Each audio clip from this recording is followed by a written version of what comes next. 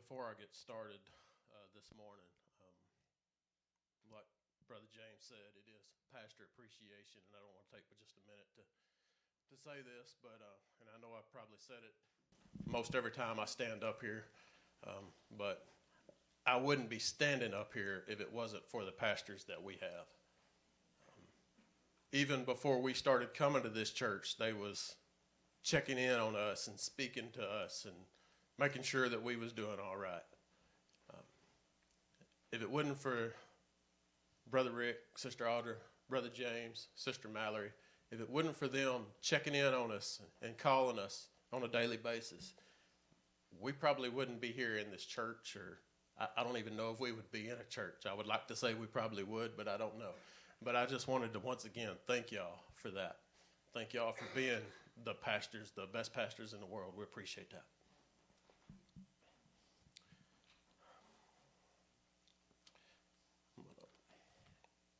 As I get started today, how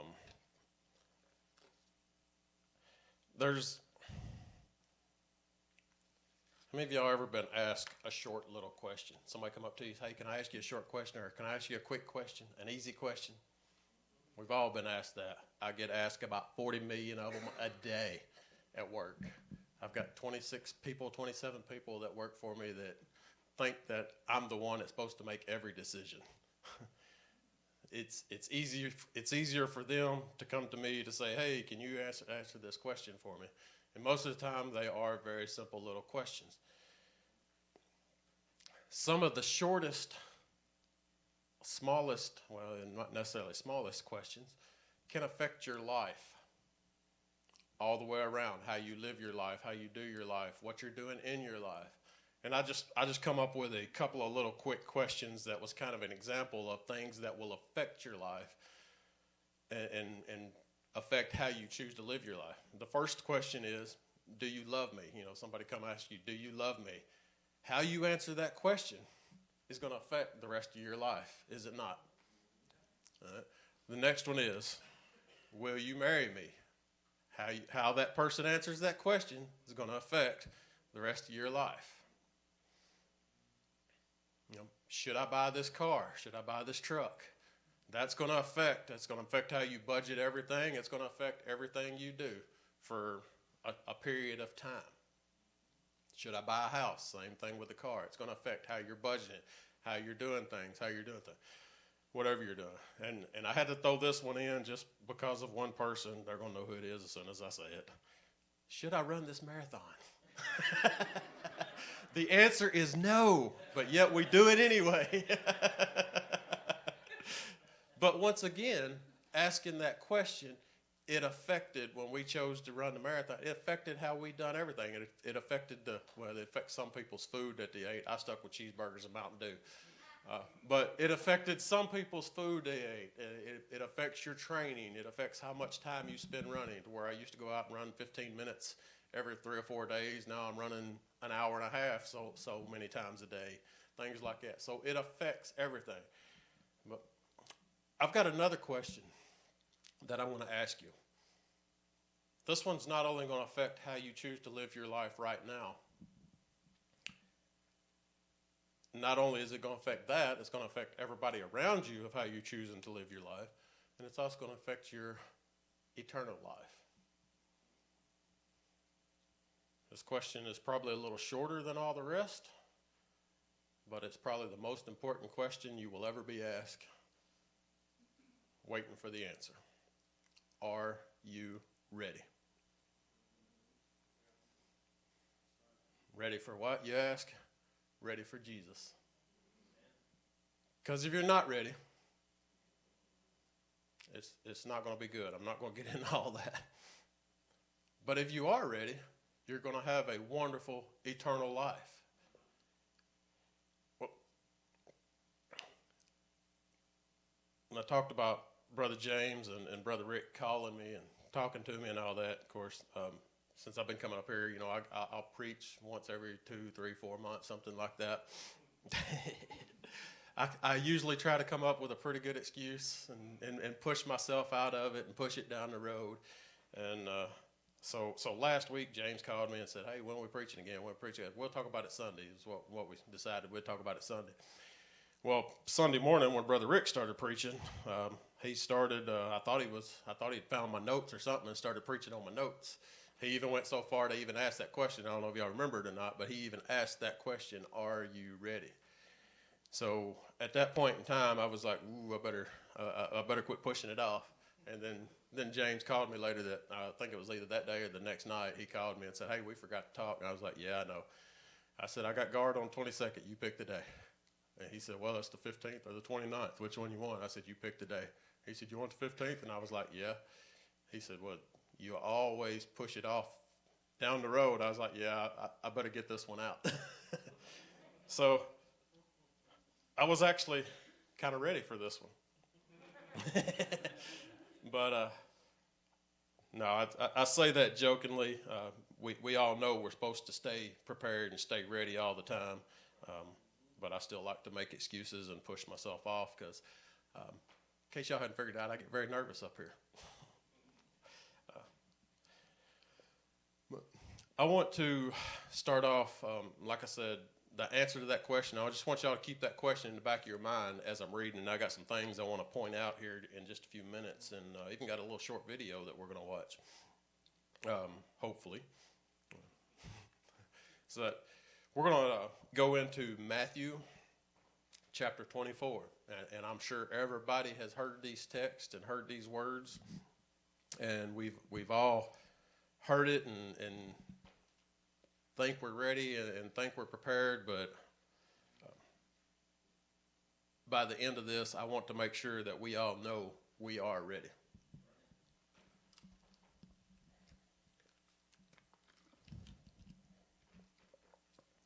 So we're going to start in Matthew chapter 24 and start in verse 3. If you're not ready, just holler at me and I'll hold up just a second, but I think she's going to have it up on the screen for us too. It says, as he sat upon the Mount of Olives, the disciples came unto him privately, saying, tell us, when shall these things be? And what shall be the signs of thy coming and the end of the world?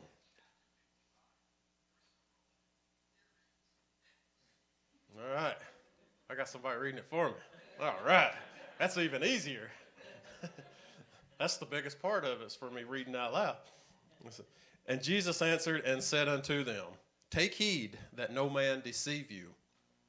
For many shall come in my name, saying, I am Christ, and shall deceive many. And you shall hear of wars and rumors of wars. See that you not be troubled, for all these things must come to pass, but the end is not yet. For nation shall rise against nation, and kingdom against kingdom, and there shall be famines, pestilence, earthquakes in diverse places. All these things are the beginning of sorrow. Then shall they deliver you up to be afflicted, and shall kill you, and ye shall be hated of all nations for my name's sake. And then shall many be offended, and shall betray one another, and shall hate one another. And many false prophets shall rise, and shall deceive many. And because of iniquity shall abound, the love of many shall wax cold. But he that shall endure until the end, the same shall be saved. And this gospel of the kingdom shall be preached in all the world for witness unto all nations, and then shall the end come. So, as I was reading that, that's just Jesus' words on the signs of the end of time.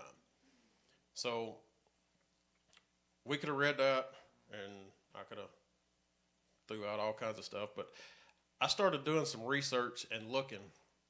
So I'm going to kind of break this down a little bit by verse, some of the verses here. So when it talks about you shall hear wars of rumors of wars. So I looked up, especially being in the military, is something that I kind of stay on and kind of watch.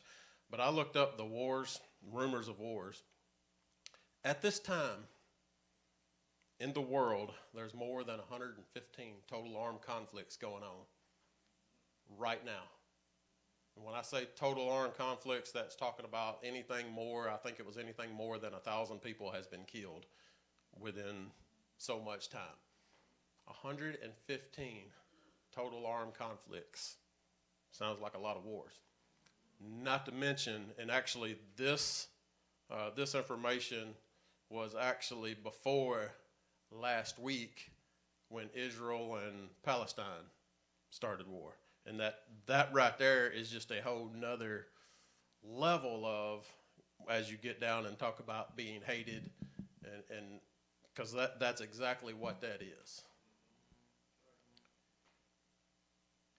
Nation shall rise against nation. Same thing, 115 different conflicts. But just think about right now in the recent past, we've got Russia, Ukraine. Now we've got Palestine, Israel. That's just two of the big ones. That's just two of them that we all see on a daily basis. There's so many more going on out there. Just if we look south just a little bit into South America is riddled with it. They are that is nothing but a war zone.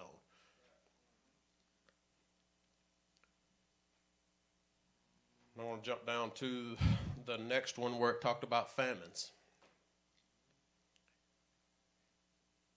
Famines. In the year of 2023, this number blew me away when I seen it. In the year of 2023, there is an estimated 345 million people in more than 82 different countries that will face a famine. That's a lot of people. That's a lot of numbers.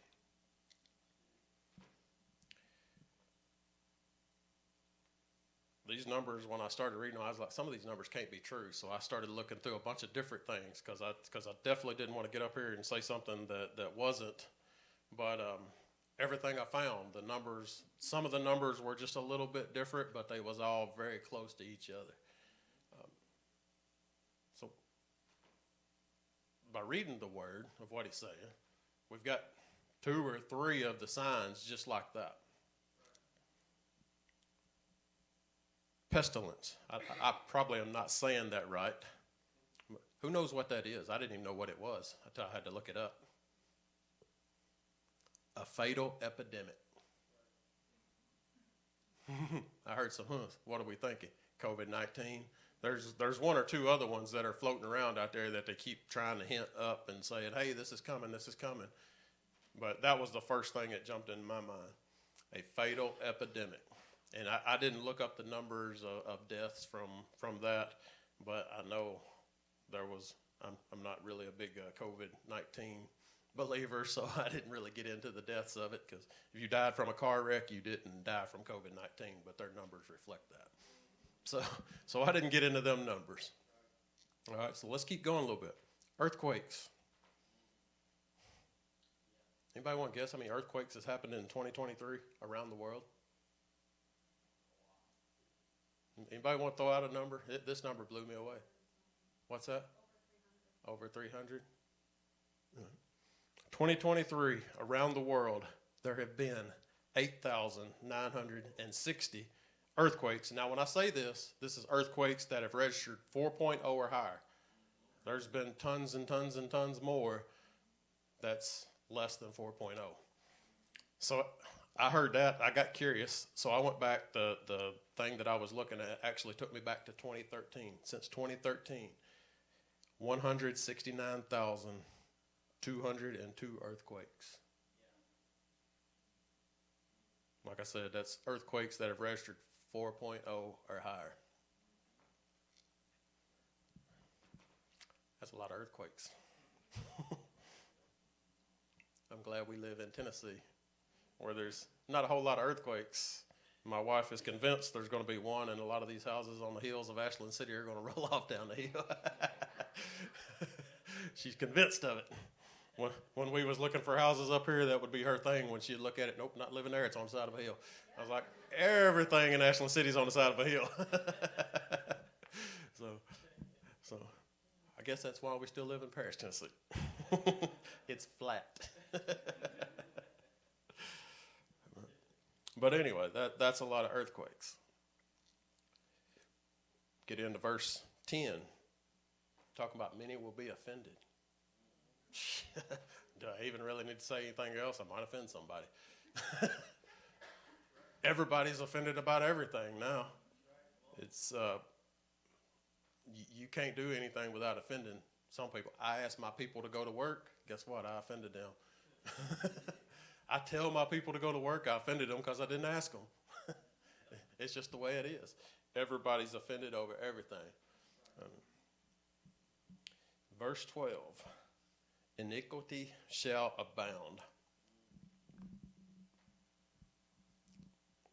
Iniquity. I had to look up the definition on that one. I thought I knew what it meant, but I just wanted to make sure before I spewed it out. Definition: immoral or grossly unfair behavior, distorting what is good. That remind you of anything? Distorting what is good, immoral behavior. This whole world is distorting what is good. You know, I didn't look up the numbers on how many Christians we had back in the 90s compared to what we've got now, but I have seen several studies, and there's tons of differences, because now they're convinced that a lot of people are convinced there is no God. A lot of people are convinced that there is a God, there is a heaven, but hey, as long as I hadn't went out there and killed somebody, I'm good.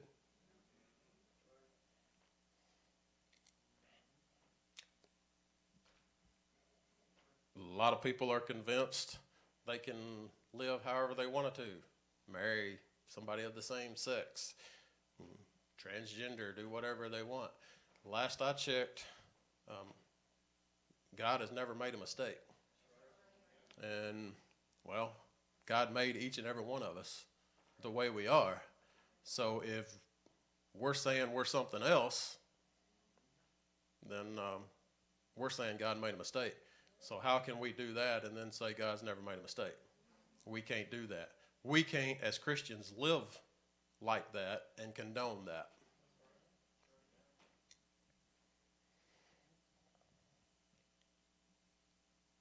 These are just a few of the signs. These are the ones that jumped out at me that just said, hey, look me up.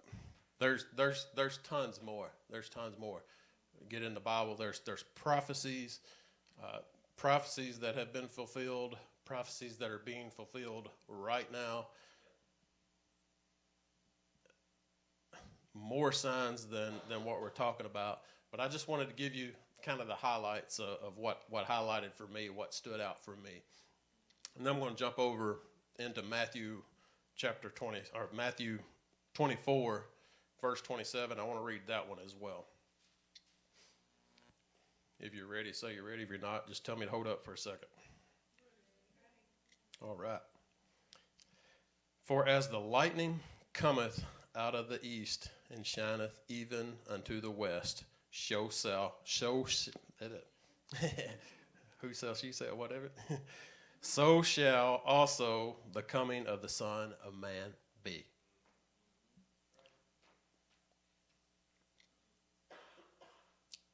I've got a quick little video here, if we can key that up. I just want y'all to watch this video and think about it for a second. I know we've all read these scriptures, and I know we've all heard these scriptures, but this little video right here kind of like opened my eyes to be like, oh yeah. So I want to take a second and let y'all see this video. Jesus Christ is coming back for his church. The Bible says in Matthew chapter 24, verse 42, watch therefore, for you do not know the hour your Lord is coming. I want you to know, church, that Jesus Christ could come this month, or he might come next week, or he could even come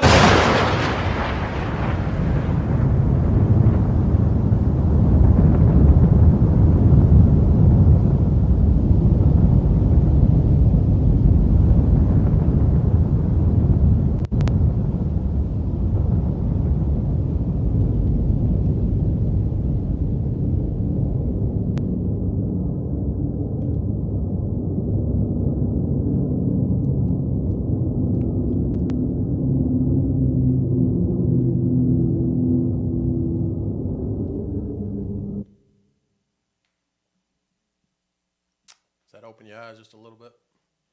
Make you think about it, don't it?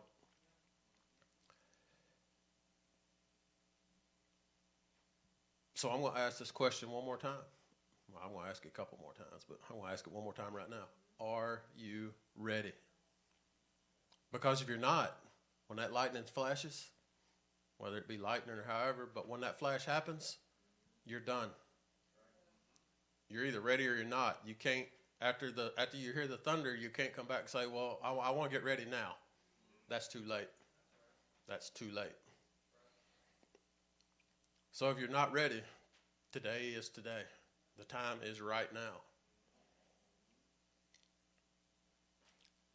I hear this question. I hear this all the time. You know, you invite somebody to church, or you hear of somebody inviting somebody to church, and they always say, "Yeah, I've got to get myself right before I show up in church." No, that's the wrong answer. You got to get yourself in church to get yourself right. Because, am I saying you got to be in this church to get yourself right? That's not what I'm saying. But you've got to start living the right way. And if you're not around the right people, and if you continue associating with the wrong people, you're not going to get yourself right. So I know I've done it. I've asked somebody to come to church or whatever. Well, I've got to get myself right. Oh, yeah, well, get yourself right. And then I'll walk away from them. That was the wrong answer on my part. I should have been there. I should have stayed there on them. I should have stayed there talking to them and explaining to them.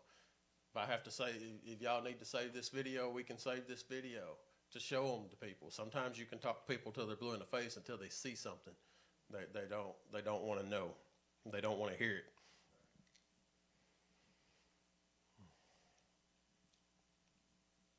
If you're ready and you know you're good, that's great.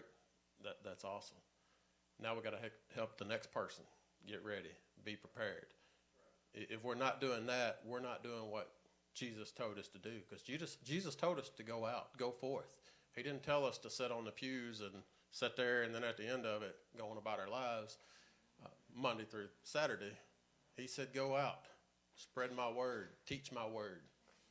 He didn't tell specifically Brother Rick, hey, Ashland City's yours, you're the only one that can do it. He told us all to do it. And if we're depending on just Brother Rick doing it, well, we all see a lot more people than what Brother Rick sees in a day. You know, Brother Rick don't see the people that I see on a regular basis. And if I'm not telling them, then I'm not doing what God has commanded me to do.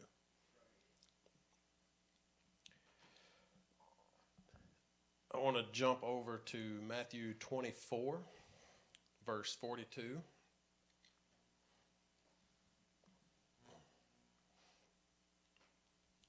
If you're not ready, just tell me to hold up. So, watch therefore, for ye know not what hour the Lord doth come.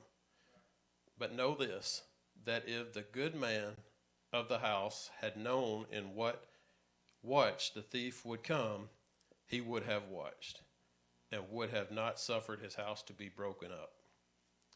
Therefore be ye also ready, for in such an hour as you think not the Son of Man cometh. If we knew when he was coming, we would all do whatever we wanted to do and be like, oh, it's 15, 20 minutes till it's coming. I better get ready. It don't work that way. What if we 15, 20 minutes off? My clock broke. My watch is getting old. The battery goes down real quick now. It broke. I missed my 15 minutes. Are you going to miss eternity because of 15 minutes? Or are you going to get yourself ready, be prepared, be ready for whenever the lightning flashes?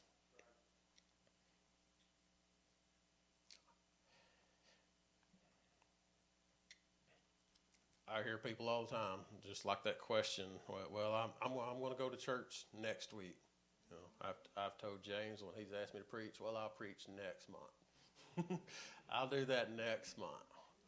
And I probably worry. He probably gets tired of asking me because I always put him on. I'm glad he don't get tired of asking me because I know I need to be up here. I just get really nervous when I'm up here. So, but we always putting things off. As a people, we procrastinate. Most people do. There's a few that are like spot on everything, but as a people, we procrastinate. Well, this is something we can't procrastinate on. This is something, like I said, will affect your eternity.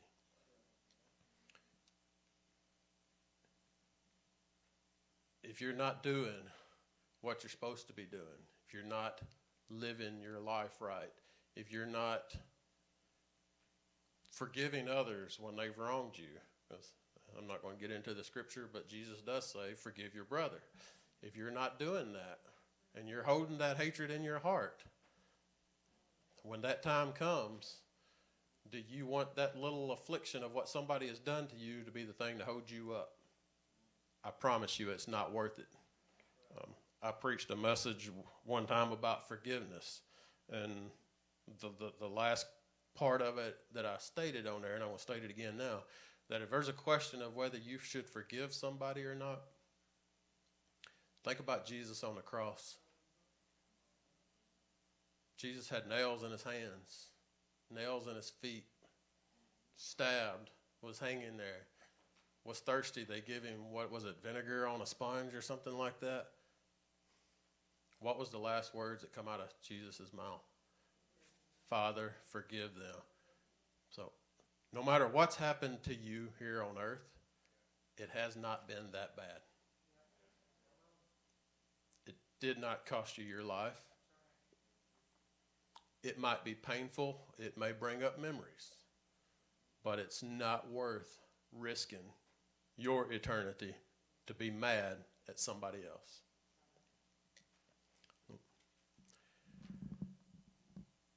I'm going to go ahead and ask you to stand with me.